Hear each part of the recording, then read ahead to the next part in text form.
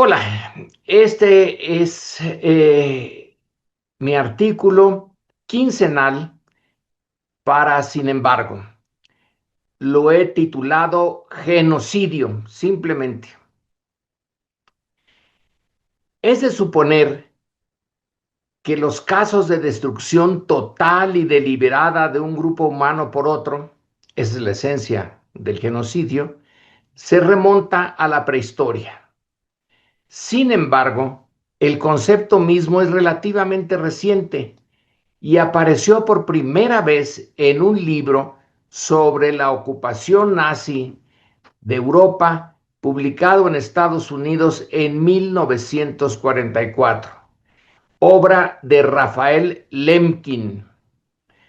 Una vez acuñado el término, este entró tanto en el lenguaje especializado del derecho internacional como en el del discurso político. Lemkin fue un jurista y activista judío por los derechos humanos, nacido en Bielorrusia en 1900. Su formación profesional tuvo lugar en Ucrania, pero la aparición del nazismo le hizo huir de Europa y tras un largo y tortuoso periplo logró desembarcar en Estados Unidos y obtener una plaza como profesor en la Universidad de Duke. Una historia muy sintética, pero que cubre lo esencial del proceso intelectual y político que llevó a la construcción del concepto y que yo recomiendo.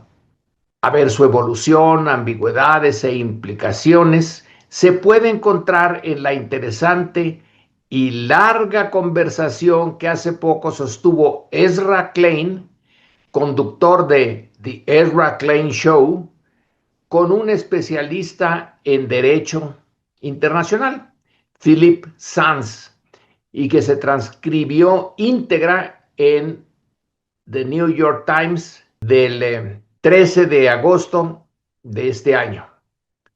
Se trata de una conversación entre dos judíos, Klein, conductor del programa, y Sands, un abogado que actualmente representa al gobierno de Gambia ante la Corte Internacional de Justicia en un caso donde se acusa de genocida al gobierno de Myanmar por la persecución y asesinato sistemático de los musulmanes Rohingya, actualmente refugiados en Bangladesh o simplemente dispersos.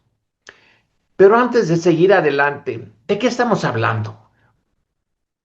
¿Cuál es exactamente la definición de genocidio? En diciembre de 1948, tras haberse hecho ya públicos los horrores del Holocausto o Shoah, como se dice en hebreo, perpetrado por los nazis contra los judíos en Europa y en el contexto de los juicios del Tribunal Militar Internacional de Nuremberg entre 1945 y 1946, y en buena medida gracias a los esfuerzos de Lemkin en Nuremberg, la recién creada Organización de las Naciones Unidas adoptó esta definición. Genocidio es cualquiera de los actos siguientes perpetrados con la intención de destruir total o parcialmente a un grupo nacional, étnico, racial o religioso como tal. Matar a miembros del grupo, causar lesiones graves a la integridad física o mental de los miembros del grupo, someter deliberadamente al grupo a condiciones de vida que hayan de acarrear su destrucción física total o parcial, imponer medidas destinadas a impedir nacimientos en el seno del grupo y trasladar por la fuerza niños del grupo a otro grupo. Se cierran las comillas. Detrás de esta definición aceptada por el medio centenar de países que entonces componían la ONU, está el cabildeo realmente titánico de Lemkin, el autor del concepto.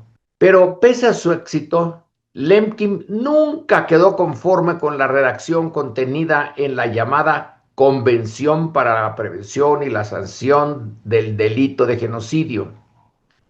Pero antes de adentrarnos en la razón de su inconformidad, vale la pena apuntar que uno de los muchos obstáculos que tuvo que sortear la definición fue justamente la oposición de un grupo de legisladores norteamericanos sureños que vieron en ella, y con razón, que sus términos parecían quedar como pintiparados para describir y por tanto condenar las políticas seguidas no solo por la Alemania nazi, sino antes por los propios Estados Unidos respecto de los grupos indígenas y afroamericanos en su territorio. Bueno, con la tipificación internacional del genocidio y de la defensa de los derechos humanos de cualquier individuo como delitos perpetrados por o dentro de un Estado, se dejó de lado la idea muy arraigada que dentro de sus fronteras nacionales los gobiernos podían tratar a sus ciudadanos como les placiera, pues decidir la naturaleza de ese trato era parte de su soberanía. Hasta entonces, los únicos crímenes de los que se podía responsabilizar desde el exterior a un Estado eran los crímenes de guerra. Teóricamente, entonces, a partir de la Segunda Posguerra Mundial, la soberanía nacional ya no puede usarse como argumento para no rendir cuentas al resto del mundo por la violación de los derechos humanos. Si, por ejemplo, entre 1915 y 1923 se pudo argumentar que la muerte de 1 millón o más de armenios como resultado de la política turca era un asunto interno del Imperio Otomano. A partir de 1948, ese argumento perdió toda validez y legitimidad. Y por cierto, fue justamente el genocidio armenio el disparador del interés de Lemkin para proponer la condena de ese tipo de conductas estatales. De ahí que hoy, por ejemplo, Gambia o Sudáfrica puedan acusar a Myanmar o a Israel de genocidas. El punto débil de esta definición, porque tiene uno, es este. En principio, hoy el genocidio es un crimen que puede y debe ser expuesto y juzgado tanto por los tribunales internacionales como por la opinión pública mundial. Lemkin, como un judío cuya familia, medio centenar de personas, fue exterminada por los nazis, debió de sentirse más que satisfecho cuando consiguió que su concepto fuera incorporado al derecho internacional vigente. Sin embargo, ese no fue el caso. Lemkin quedó muy insatisfecho. A su juicio, el que el 9 de diciembre de 1948 la ONU definiera y condenara el genocidio tuvo una falla grave. La definición formalmente adoptada, y el que ya se citó aquí, no fue la de su propuesta original y tenía un talón de Aquiles, y que en la práctica podía hacerle perder su esencia. El condicionar la definición y sanción del crimen a que el perpetrador tuviera, y aquí cito, la intención de destruir total o parcialmente a un grupo nacional, étnico, racial o religioso. Se cierra la cita. Por tanto, el requisito de intencionalidad habría la posibilidad de exculpar al autor del crimen, alegando que los daños causados por sus acciones a todo un grupo eran meras consecuencias no buscadas de acciones legítimas y no el resultado de una voluntad genocida, como por ejemplo políticas de seguridad nacional o de acciones contra un enemigo que se oculta entre la población civil y donde el maltrato a todo un grupo se justifica como daño colateral y no como una acción deliberada. Desde la perspectiva anterior, la política de colonización de Estados Unidos y que la práctica significó el exterminio o confinamiento de grupos completos de pobladores originales ya no podía calificarse como genocidio. Es más, podría argumentarse, como lo hace hoy el primer ministro de Israel, Benjamín Netanyahu, que lo que su gobierno busca en Gaza no es hacer invivible la franja habitada por los palestinos. No, en ese caso, alega Netanyahu, se trata de daños colaterales la muerte de entre 60 y 100,000 palestinos, o la que la hambruna ha provocado en ese territorio y que ya ha ocasionado el fallecimiento por inanición de centenares de niños palestinos. Eso no es resultado de una política anti-gazatí. No, dice Netanyahu.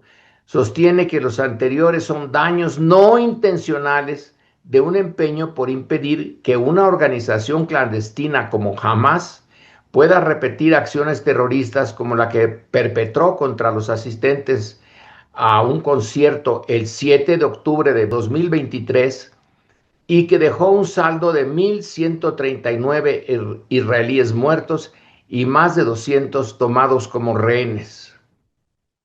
Cuando algún miembro del gabinete actual de Israel ha declarado abiertamente que la operación militar de Israel en Gaza tiene como objetivo final eliminar a la población palestina de ese territorio, Netanyahu simplemente responde que esas son declaraciones de un ministro, pero no de su gobierno, y por tanto la definición de genocidio no es válida. Y resulta que ese es justamente el argumento que Lemkin temía que se podría emplear para neutralizar la fuerza de su concepto. Como sea, algunos grupos defensores de derechos humanos en el propio Israel, por ejemplo, Physicians for Human Rights Israel y aquí me cuesta trabajo pronunciarlo, B'Tselem, aceptaron ya calificar de genocidas las acciones de Israel en Gaza, como finalmente también la hicieron los dos participantes en la conversación que ya cité de Ezra Klein Show. En conclusión, israelíes y palestinos reclaman como suyo el mismo territorio y sostienen sus respectivos derechos con argumentos históricos e incluso religiosos que son excluyentes.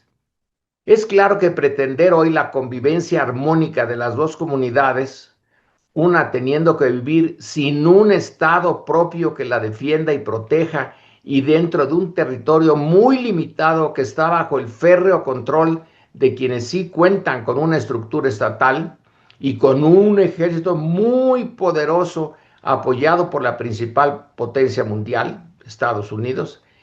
Pretender eso es pretender lo imposible.